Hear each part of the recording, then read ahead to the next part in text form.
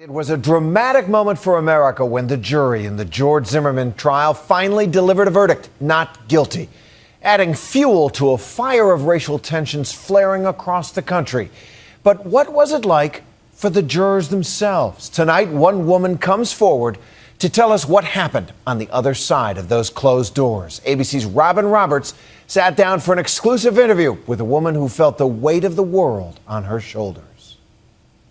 We, the jury, find George Zimmerman not guilty.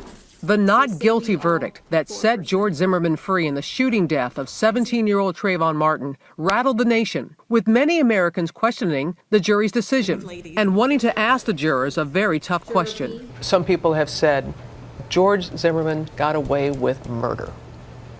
How do you respond to those people who say that? George Zimmerman got away with murder, but you can't get away from God. Juror B29, Maddie, came forward today in an ABC News exclusive interview. She said it wasn't an easy decision. It's hard for me to sleep. It's hard for me to eat. You haven't asked for money. You haven't asked for a book deal. You haven't asked for anything other than a forum to be able to tell your story. Yeah. I don't need money. No money in this world could pay me to forget the pain that I'm going through. Trayvon Martin will always be in my heart. But she wanted to talk about the verdict, how the jury reached it, and about what she sees as perhaps a higher justice. At the end of the day, he's going to have a lot of questions and answers he has to deal with. The law couldn't prove it. We just have to believe in the Lord that if he has to pay, he will pay.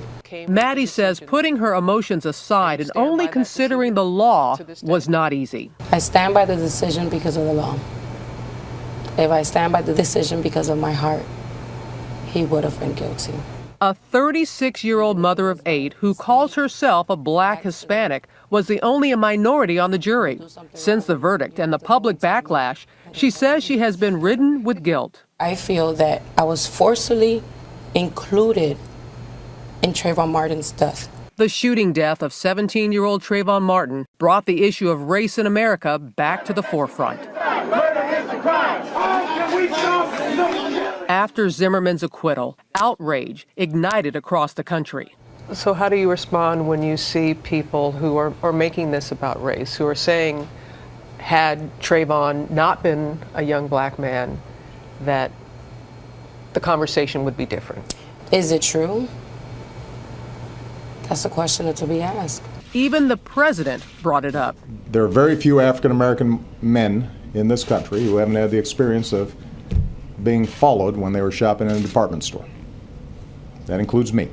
Just like Obama, I go to a lot of places and I get people to follow me sometimes. Trayvon Martin's parents' reaction to the verdict echoes the feelings of many Americans. I really didn't believe that he was not guilty.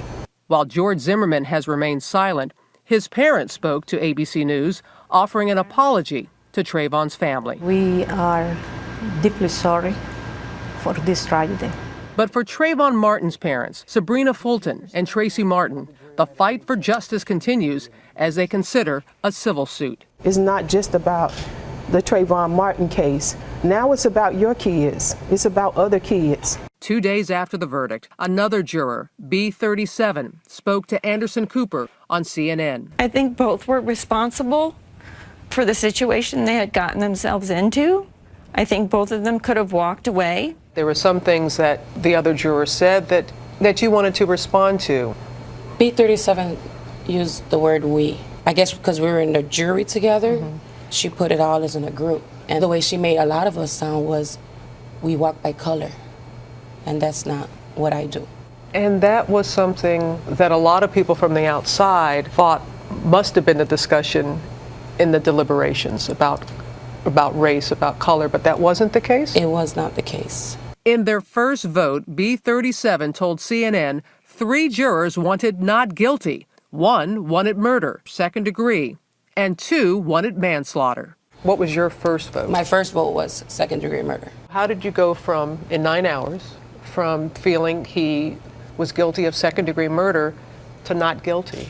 In between the 9 hours, it was hard. A lot of us that wanted to find something bad, something that we could connect to the law, because For myself, he's guilty because the evidence shows he's guilty. He's guilty of killing Trayvon Martin. But as the law was read to me, if you have no proof that he killed them intentionally, you can't say he's guilty. What was going on in your mind, your heart? I was a juror that was going to give him the hung jury. Oh, I was. I fought to the end. Do you have regrets that you didn't? Kind of. I mean, I'm the only minority, and I felt like I let a lot of people down. This polarizing case began in a gated community in Sanford, Florida. On February 26, 2012, Martin was walking back to a house where he and his father were staying. He caught the attention of the self-appointed neighborhood watch captain, George Zimmerman, who called police. This guy looks like he's up to no good or he's on drugs or something. They suggested he stay in his car. Are you following him? Yeah. Okay, we don't need you to do that. What happened next is in dispute, but there seems to be no question there was an altercation loud enough so that multiple neighbors called 911. At issue, who was the attacker? Oh my God! Someone to be shot. Yes, the person is dead, laying on the grass. Zimmerman fired one gunshot and killed Trayvon Martin. Those 911 calls were believed to be crucial pieces of evidence. Whose voice did you think it was on the 911 call? I've never really paid mind to whose voice it was, because the evidence shows that people's voices change when you're in extreme motion. During the trial, the FBI's audio expert did testify that it is impossible to tell who was screaming for help. During their 16 hours of deliberations, the consideration of a possible manslaughter verdict weighed heavily on Maddie.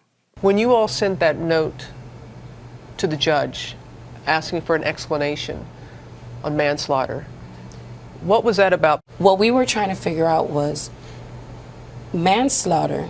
In order to be charged, we had to prove that when he left home, he said, I'm gonna go kill Trayvon Martin. Her own lawyer, David Chico, says even legal experts would have been confused. And I've thought a lot about it, and I haven't really been able to come up with, with really another charge, except, I mean, I think manslaughter was a charge that could be put forth. Maddie says she had no idea that the world was watching so closely. Solidarity! After the jury was released, she says she crumbled as the negative news reports about their verdict erupted. I literally fell on my knees and I broke down. My husband was holding me. I was screaming and crying. And I kept saying to myself, I feel like I killed him. And I feel that if they would put the law and a lot of people would read it, they would understand the choices that they gave us. She says the choices she made, she still stands by today. Where do we go from here? My hope is that we stop walking around looking at color. That also seemed the hope of the devastated parents of Trayvon Martin, who have been giving a kind of master class in forgiveness. We continue to pray that, that we'll find peace and strength to be forgiving parents. What would you like to say to Trayvon's parents? I would like to apologize because I feel like I let him down. I didn't know how much importance I was into this case because I never looked at color, and I still don't look at color. For Nightline, Robin Roberts, New York.